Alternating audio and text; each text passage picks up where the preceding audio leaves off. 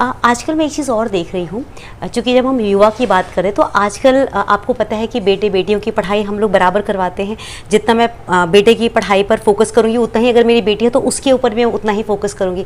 इस बीच में क्या होता है कि जैसे पहले क्या होता था कि बेटों से काम नहीं करवाया जाता था, अब बेटियों से भी काम नहीं करवाया जाता है। अब मतलब होता है कि भाई पढ़ाई कर रहे हैं, बच्चों के पास टाइम कहाँ है काम करने का, फिर एक दिन हम उनकी शादी कर देते हैं कि उनको शादी करनी है, अब शादी की उम्र होगी, उनकी शादी कर दो।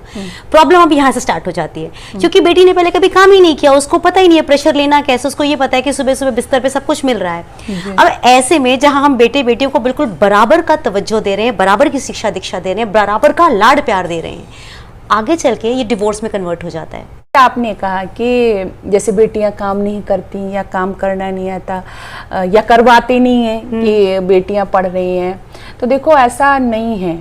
जो बेटियां हैं काम सबको आना चाहिए, लेकिन बेटियों के लिए एक विशेष विशेषण दिया वेद ने, स्वयमागृहेभ्य। हाँ। यानी ये कैसी हो कि अपने घर को स्वव्यवस्थित करने वाली, सुव्यवस्थित, अच्छी तरह से व्यवस्थित। अच्छी तरह व्यवस्थित कब कर पाएंगी बेटियां या महिलाएं कि जब उनको सारे कार्य आते होंगे।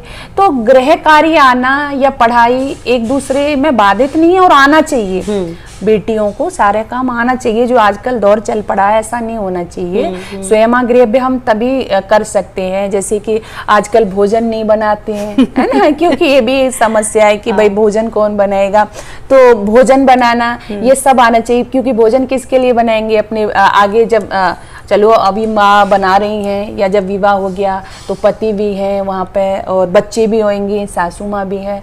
तो ये नहीं समझना चाहिए कि आपने कहा ना कि बराबरी वाली बात नहीं है वहाँ पे कि मैं भोजन क्यों बनाऊं, वो वाली नहीं कि मेरा वहाँ अधिकार नहीं। आप ये कहें, बच्ची जाके कहे या बेटी कहेगी कि मैं क्यों बनाऊं भोजन, भाई मैंने तो पहले नहीं बनाया घर में, या मैं तो बराबर, ऐसा नहीं है।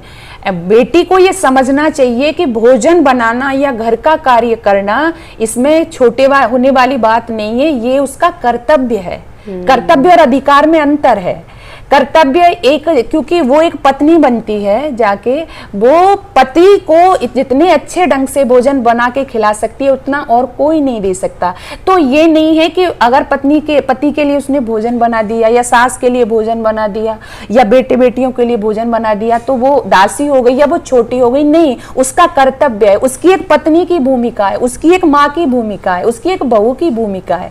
इसलिए वेद ने स्त्री को क्या कहा, बहुत बड़ा पद दिया, छोटा नहीं। बराबरी की बात कर रही थी आप, लेकिन बराबर नहीं, स्त्रियों को तो वेद ने बहुत बड़ा पद दिया। स्त्री ब्रह्मा बभूवित, सृष्टि के बाद में यदि किसी का स्थान है तो वो माँ का है, वो नारी का है, वो स्त्री का है। तो बराबरी के चक्कर में तो आज की बहन बेटियां बेकार में पड़ी हुई हैं। बराबर का दर्जा नहीं है उनका दर्जा तो सबसे बड़ा है।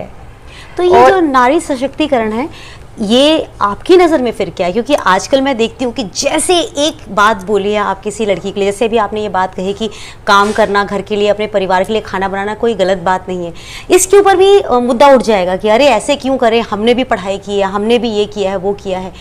तो फिर मुझे समझ में नहीं आता कि हम महिला सशक्तिकरण की बात जो करते हैं, हमें इसकी क्यों आवश्यकता है?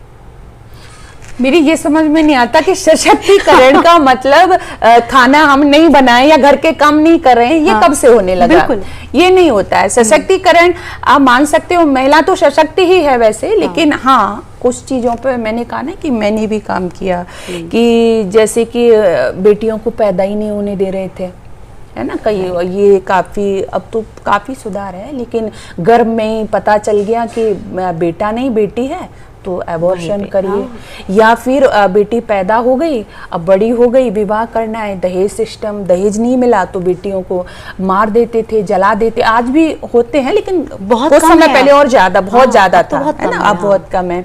तो ये सारी चीजें, तो इन सारी चीजों को देखते हुए और भी कई तरह से उनको प्रताड़ित किया जाता था, घर में पर्दे घूंघट में बंद रहती थी। तो कुछ चीजें ऐसी थी, जैसे आपने सशक्तिकरण की बात कही कि हाँ वो गलत थी, वो नहीं होना चाहिए था, और मैं कहूँ शायद उसके लिए ही महिलाओं में धीरे धीरे एक ये सोच आई कि मतलब हमें इन चीज़ों से थोड़ा बाहर निकलना चाहिए। तो गलत का विरोध करना कोई गलत बात नहीं है, लेकिन सशक्तिकरण के माध्यम से हम इतने मतलब ये अपना भूल ही जाएं कि हमारा घर भी है, हमारा परिवार भी है, हमारे बच्चे भी है, तो ये गलत है। आप हर क्षेत्र में, मैंने कहा ना बार बार, महिला जा रही हैं और जा सकती हैं। आज कोई क्षेत्र है ऐसा कि जिसमें नारी काम नहीं कर रही है, महिलाएं काम, कोई क्षेत्र छूटा ही नहीं है, छोटे से लेके बड़ा तक। हमारी राष्ट्रपति भी है ना, महिला ही है। हाँ। तो कोई क्षेत्र छूटा नहीं है। लेकिन मैं ये कहती हूँ, ये सारे क्षेत्र में हम काम करें, लेकिन जो हमारी प्रमुख भूमिका माँ की है, हाँ। जिसको सबसे बड़ा पद दिया, कहा गया ईश्वर के बाद दूसरा नंबर है, तो वो भूमिका कहीं हमारी इस चकाचौंध में खो नहीं जाए। तो मैं तो यही कहना चाहती हूँ कि औरत, स्त्री अपनी माँ की भूमिका को सुरक्षित रखे, और जब वो इसको समझेगी तो फिर मुझे नहीं लगता कि वो कभी ये कहेगी कि भोजन बनाना मेरा ही काम है, झाड़ू लगाना मेरा ही काम है। नहीं, क्योंकि वो सबसे पहले एक माँ होगी, एक पत्नी होगी, एक बहू होगी।